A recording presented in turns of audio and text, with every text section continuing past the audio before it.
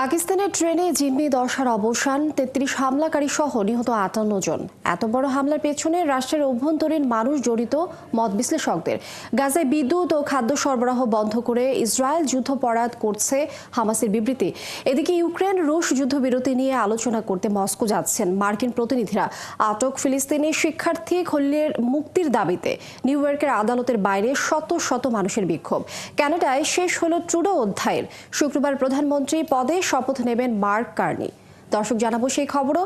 বিশ্বের নানা প্রান্তের এমন সব খবর নিয়ে বিশ্বযোগের আজকের আয়োজনে স্বাগত জানাচ্ছি আমি লিনি আফরোজ।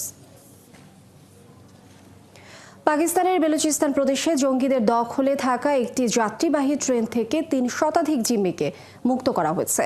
সামরিক বাহিনীর অভিযানে ৩৩ সন্ত্রাসী সবাই নিহত হয়েছে। এছাড়া ট্রেনের ২১ যাত্রী এবং নিরাপত্তা বাহিনীর ৪ সদস্য প্রাণ হারিয়েছেন। অভিযান শেষে পাকিস্তানের ISPR এই তথ্য জানায়।